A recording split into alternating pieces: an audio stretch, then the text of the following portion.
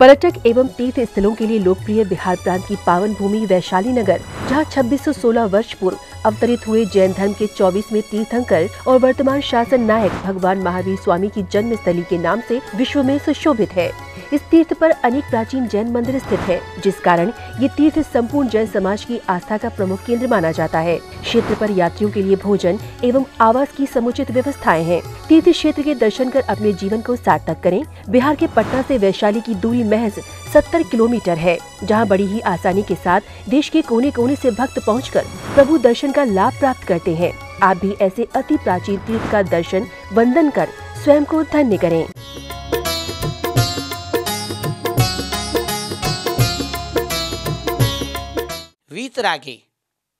वीतरागे पाते चेतन है।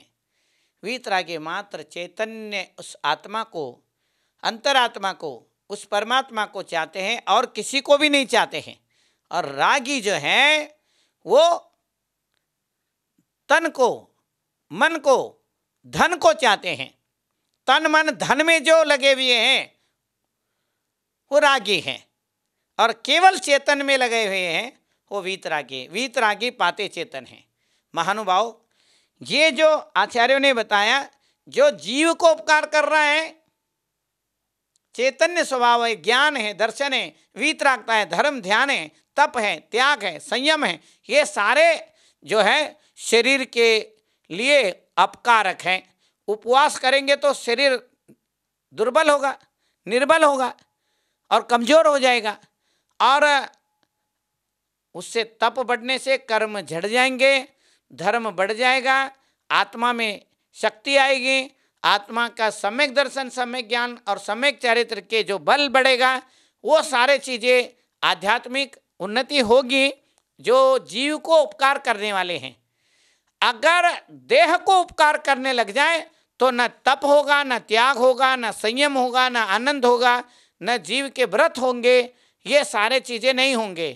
एक का उपकार करेंगे तो दूसरा कमजोर हो जाता है, दूसरे को उपकार करेंगे तो पहला कमजोर हो जाता है। इसलिए आचार्य कहते हैं यद जीवस्य उपकार है तद देह से अपकारकम। जो जीव को उपकार कर रहा है वो देह को अपकार कर रहा है। शरीर के लिए जो चाहिए, मन के लिए जो चाहिए, वो सारे सामग्री दे रहे हैं। इसका मतलब मन और इंद्रियां इस आत्मा का, इस चेतना का, इस आपका स्वयं का नौकर है। मन बदमाश है, बेवकूफ बना रहा है, वो भी करो, ये भी करो, है? बीमार है, घूमना चाहता है, खाना पीना चाहता है, वो करना चाहता है जो नहीं करना है।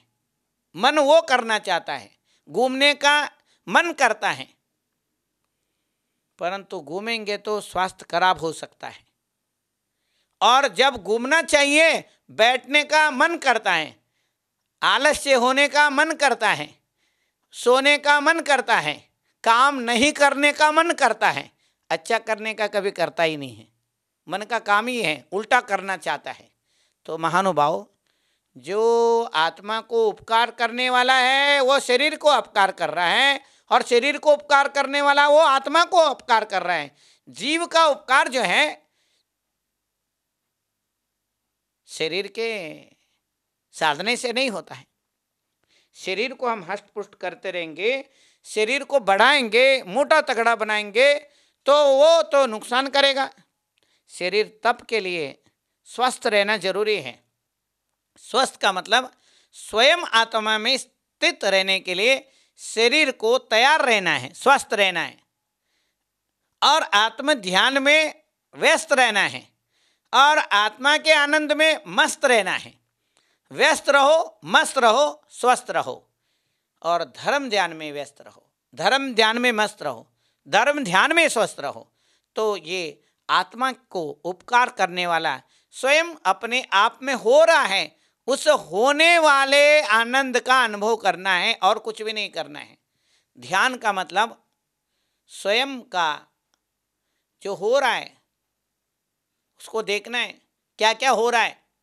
सांसें आ रहे जा रहे, अपने आप हो रहा है, आंखें झपका रहे, दिल धड़क रहा है, शरीर के सारे चयापचय शक्तियाँ मेटाबॉलिज्म अपने आप चल रहा है, कि डाइजेशन हो रहा है, ये जितने भी काम हो रहा है शरीर के साथ में हो रहा है, शरीर के साथ में हो रहा है। और शरीर को ज़्यादा उपकार करने जाएंगे, शरीर मोटा हो जाएगा, शरीर में शुगर हो जाएगा, चर्बी बढ़ेगी, और ये सारे चीज़ें, फैट बढ़ेगा, कोलेस्ट्रॉल बढ़ेगा, और उसको हटाने के लिए मेहनत करना पड़ेगा। जो मेहनत करते हैं वो तप है। उपवास आदि, अनशन आदि, रस परित्याग आदि तप से शरीर स्वस्थ भी रहता है और तप भी होता है। तप से चेतना का उपकार होगा, आत्मा का उपकार होगा, जीव का उपकार होगा, और खाने पीने से शरीर का उपकार होगा। शरीर का उपकार होने से जीव का अपकार हो रहा है, और जीव का उपकार होने से शरीर का अपकार हो रहा है। यही आचार्य पूज्यपाद स्वामी कहते हैं, यज्जीवस्योपकाराय तद्देहस्यापकारकम। जो जीव को उपकार कर रहा है वो देह को अपकार कर रहा है। तप आदि, व्रत आदि, नियम आदि, संयम आदि, आज जितने भी चीज़ें हैं ये सारे जीव को उपकार करने वाला है, और ये देह को अपकार कर रहा है। देह क्षीण हो रहा है, मन की बातें नहीं हो रही हैं, इंद्रियों की बातें नहीं हो रही हैं, ये सारे पांचों इंद्रियां, मन परेशान है, क्योंकि जीव का उपकार हो रहा है। जब देह का उपकार होना शुरू हो जाएगा तो जीव का अपकार होता है। वास्तव में जीव का ही उपकार करना जरूरी है, फिर भी जीव इस प्रकार का बात सोचता नहीं है। महानुभाव, पूज्यपाद आचार्य कितने सुंदर बातें कह रहे हैं। जो देह और तन, मन और चेतन, और तन के और मन, चेतन के बात कर रहे हैं, मन के बात कर नहीं रहे हैं, क्योंकि मन बिचौलिया है। मन आत्मा के बात भी सुन रहा है और शरीर के बात भी सुन रहा है। शरीर से काम ले रहा है, आत्मा से काम ले रहा है, दोनों काम कर रहा है। उनसे भी काम लेता है उनसे, और इनसे काम करवाता है। और वो चेतन को साइड में करके स्वयं में करने लग जाता है। मन बदमाश है, चेतन को बेवकूफ बना रहा है और मालिक को नौकर बना रहा है। चेतन मन का मालिक है, चेतन मन का मालिक है, और मन इस तन का मालिक है। तन को कंट्रोल करता है, पांचों इंद्रियों को कंट्रोल करता है। ये मन जो है ये सारे शरीर के अंगोपांग को कंट्रोल करता है। जब इसका तन का उपकार होने लग जाता है तो चेतन परेशान हो जाता है, उसका अपकार हो जाता है।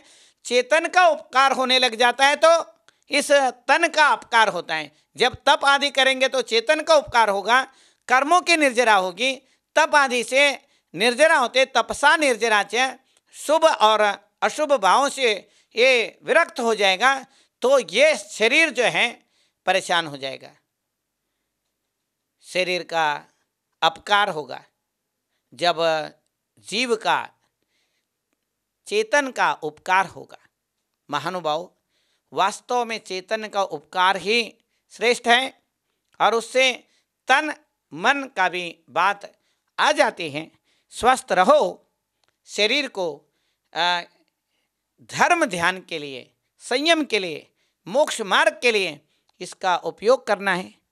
तन मन केवल चेतन की उन्नति के लिए है, इस आत्मा के उन्नति के लिए, मोक्ष मार्ग में आगे बढ़ने के लिए है। तो आचार्य पूज्यपाद स्वामी कहते हैं, दृष्टि हमारे चेतन की तरफ हो और शरीर स्वस्थ रहे और ये धर्म ध्यान में साथ देते रहे। यही पूज्यपाद आचार्य स्वामी जी निरंतर बता रहे हैं। जो देह का उपकार करने वाला है वो जीव का अपकारक है, जो जीव का अपकार करने वाला है वो देह का अपकार करता है। इस प्रकार इस श्लोक का मंतव्य है, इसका अर्थ है। और व्यर्थ के चीज़ों को छोड़े, अर्थ और स्वार्थ को छोड़े और मोक्ष पुरुषार्थ के ओर बढ़े, अग्रसर होवे, यही इन श्लोकों का अर्थ है।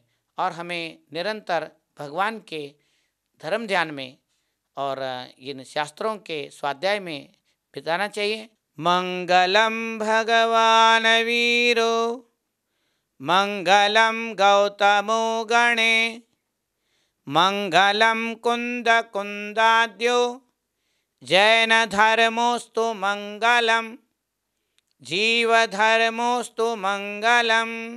महानुभावों, आचार्य पूज्यपाद स्वामी द्वारा विरचित ये इष्टोपदेश है और आचार्य पूज्यपाद स्वामी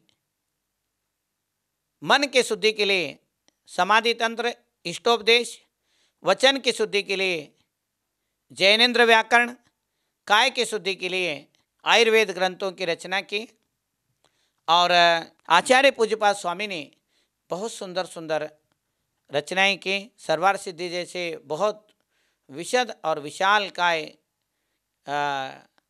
संस्कृत टीका के द्वारा, वृत्ति और लक्षण ग्रंथ के द्वारा, लक्षणों के द्वारा बहुत सुंदर व्याख्यान किए हैं तत्वार सूत्र के।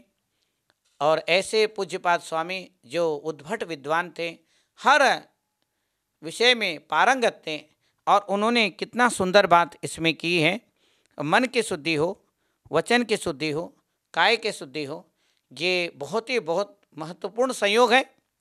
अब आचार्य पूज्यपाद स्वामी इस इष्टोपदेश में 20वें श्लोक में क्या कहते हैं, इस बारे में हम चर्चा करते हैं। इस इतश्चिंतामणिर्द्रव्य इत पिण्याककंडकम ध्यानेन चेदुबे लभ्ये क्वाद्रिव्यम ताम विवेकिनः। क्या सुंदर बात बताया। इतश्चिंतामणि द्रव्य है, चिंतामणि दिव्य रत्न एक तरफ, और इत पिण्या का कंडकम एक तरफ, खली का टुकड़ा, एक छोटा सा खली का टुकड़ा, और एक तरफ चिंतामणि रत्न है। जो चिंता करोगे, जो सोचोगे वो मिलने वाला है, चिंतामणि रत्न। और ध्यानेन चेदुबे लभ्ये, ध्यान में ये दोनों इकट्ठे प्राप्त करते हैं, प्राप्त हो जाते हैं। क्वाद्रियंताम विवेकिना, विवेकी लोग क्वा किसमें, आद्रियंतम आदर करते हैं, अर्थात ग्रहण करते हैं। दो चीज़ें मिल रहे हैं, एक खली का टुकड़ा मिल रहा है और एक रत्न मिल रहा है, चिंतामणि। तो महानुभाव, ऐसे हैं कि किसान जब गेहूं बोता है और गेहूं के साथ भुस्सा आता है, तो किसान क्या लेना चाहेगा, गेहूं लेना चाहेगा। अगर गेहूं ले लेगा तो भुस्सा तो अपने आप ही मिलेगा, वो जो जानवरों के खाने में काम आता है। ऐसे ये जो बात आचार्य पूज्यपाद स्वामी बता रहे हैं कि एक के साथ एक फ्री है, गेहूं के साथ भुस्सा अपने आप फ्री है, फ्री में मिल जाता है। अगर आम लेंगे, गुठली फ्री में है, आम का आम, गुठलियों का दाम। कि महावीर स्वामी यही कहते हैं कि तुम पके हुए आम खाओ, तो उससे क्या होगा भाई, अगर पके हुए आम खाओगे तो वो जो गुठली है आगे फिर पौधा बनेगा, फिर आम देगा, हजारों लोगों को, लाखों लोगों को आम दे सकता है, लाखों आम प्राप्त कर सकते हैं। कच्चा आम खाएंगे, मन भी कट्टा होगा, मुंह भी कट्टा होगा। जब कच्चा आम खाते हैं तो आईने में देख लेना शकल को, मुंह टेढ़ा हो जाता है, मुंह भरे ऐसे मुंह बना लेते हैं कच्चा आम खाएंगे। मीठा आम खाएंगे तो मुस्कुराते हुए खा सकते हैं। महानुभाव, आचार्य पूज्यपाद स्वामी कहते हैं कि चिंतामणि दिव्य रत्न एक तरफ है और एक तरफ खली, जो तेल निकलने के बाद, जैसे तिल आदि में से तेल निकालते हैं, मूंगफली में से तेल निकालते हैं, जो बचता है उसको खली बोलते हैं। एक तरफ उसका टुकड़ा है, खली का टुकड़ा है, एक तरफ चिंतामणि रत्न का टुकड़ा है। अगर ध्यान के माध्यम से ये दो चीजें मिल रहे हैं, अगर आपसे पूछा जाए इनमें से कौन सा लोगे, तो सीधी सी बात है, सब रत्न और चिंतामणि रत्न, चिंतित वस्तु को देने वाले, अरे खली का टुकड़ा क्या करेगा, छोड़ो। ऐसे ही शरीर और चेतना में, तन मन और चेतन में किसको ग्रहण करोगे बोले तो तन मन को ग्रहण करोगे, चेतन को छोड़ दोगे। चेतन चिंतामणि रत्न है। महानुभाव कितने सुंदर बात बता करके ये अध्यात्म के बात चर्चा कर रहे हैं। आचार्य पूज्यपाद स्वामी का कितना जबरदस्त उदाहरण देते हैं और शब्दों के अंदर क्या पावर है, शब्द के अंदर पावर है। वैसे तो अगर कुछ भी बोल दे उल्टा सीधा, किसी भी भाषा का अक्षर मिला करके बोल दे शब्द, वो शब्द नहीं है, अर्थवान होना चाहिए। अगर शब्द दो मिल गए अक्षर, दो या दो से अधिक अक्षर, एक अक्षर में भी अर्थ होता है। कम बोले तो जल हो जाता है, तो कई सारे अक्षर एकाक्षरी हैं, एक अक्षर में भी अगर अर्थ आ रहा है तो वो भी शब्द बन जाता है। तो एक या एक से अधिक अक्षरों का समूह जिससे एक निश्चित अर्थ ध्वनित होता हो, उसके अंदर से निश्चित अर्थ निकलता हो, उसको शब्द बोलते हैं। उस शब्द से अर्थ आता है, अर्थ से भाव आता है। भाव ही विचार है। भाव कहो या विचार कहो, दोनों एक ही बात है। वो भाव शुभ हो सकता है, अशुभ हो सकता है। उस भाव का फल पुण्य हो सकता है या पाप हो सकता है, पेन हो सकता है या प्लेजर हो सकता है। पाप से पेन है, दुख है, और पुण्य से प्लेजर है, सुख है। ये सुख और दुख कल्पना मात्र है।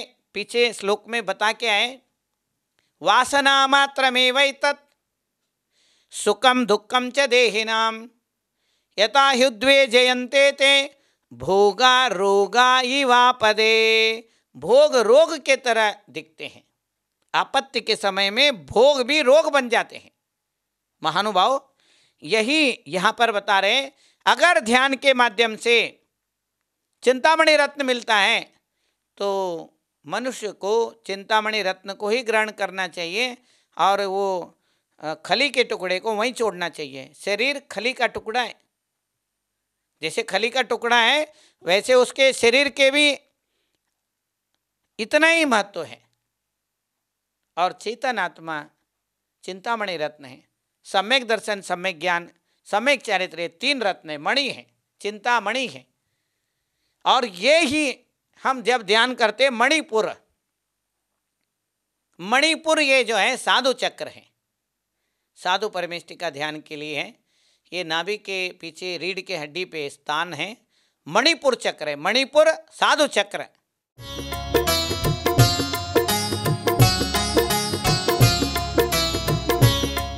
पर्यटक एवं तीर्थ स्थलों के लिए लोकप्रिय बिहार प्रांत की पावन भूमि वैशाली नगर, जहां 2616 वर्ष पूर्व अवतरित हुए जैन धर्म के 24वें तीर्थंकर और वर्तमान शासन नायक भगवान महावीर स्वामी की जन्म स्थली के नाम से विश्व में सुशोभित है।